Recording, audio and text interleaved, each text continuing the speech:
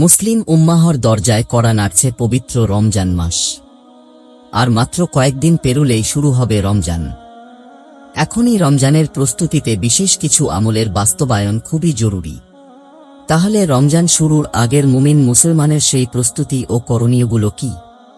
মুমিন মুসলমানকে মনে রাখতে হবে, রমজান ভোগ, পণ্য মজুত বা বাড়তি মুনাফায় ব্যবসা বাণিজ্যের মাস নয়, বরং রমজান হল কোরআন নাজিলের মাস, সংযমের মাস এবং ত্যাগের মাস।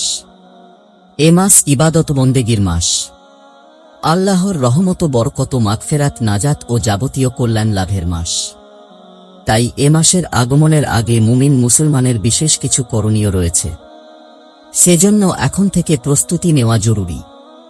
হযরত মুয়াল্লা ইবনে ফজল রাহমাতুল্লাহি আলাইহি নামে এক বিখ্যাত তাবেঈ বলেন, সালাফে সালেহিনগণ রমজানের 6 মাস আগে থেকে আল্লাহর কাছে দোয়া করতেন, হে আল্লাহ, আপনি আমাদের রমজান পর্যন্ত হায়াত দান করেন।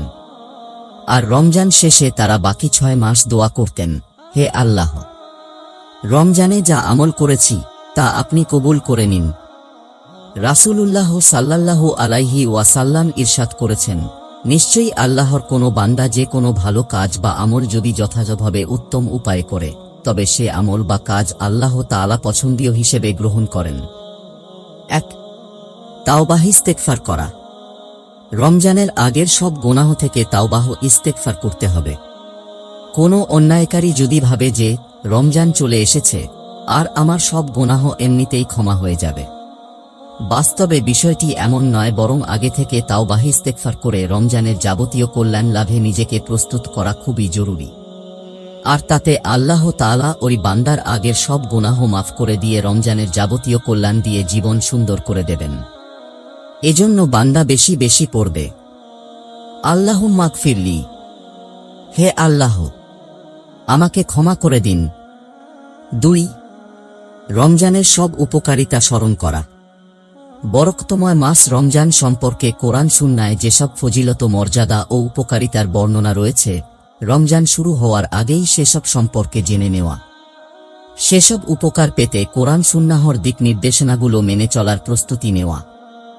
মাস রমজান আসছে, মানসিকভাবে বারবার এ কথার স্মরণ ও নেক আমলের প্রস্তুতি গ্রহণ করতে এ দোয়াটি বেশি বেশি করা। আল্লাহুম্মা বাল্লিগনা রামাদান, হে আল্লাহ, আপনি আমাদের রমজান পর্যন্ত পৌঁছে দিন, অর্থাৎ রমজান পর্যন্ত হায়াত দান করুন। 3. রমজানের রোজার মানসিক প্রতিজ্ঞা নেওয়া। রমজান মাসে পরিপূর্ণ সওয়াব ও ক্ষমা পেতে মানসিকভাবে প্রস্তুতি গ্রহণ করা। জীবনভর যত গুনাহ করেছি, এ রমজানে সেসব গুনাহ বা অন্যায় থেকে পরিপূর্ণ ক্ষমা পেতে হবে, সবচেয়ে বেশি সওয়াব পেতে হবে। রমজান শুরু হওয়ার আগে এ প্রতিজ্ঞা গ্রহণ করা জরুরি।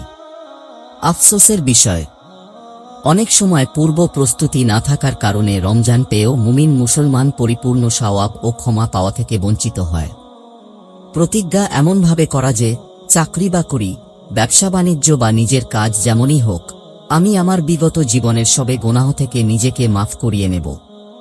আমার প্রতি আল্লাহকে রাজি খুশি করিয়েই ছাড়ব ইনশাআল্লাহ।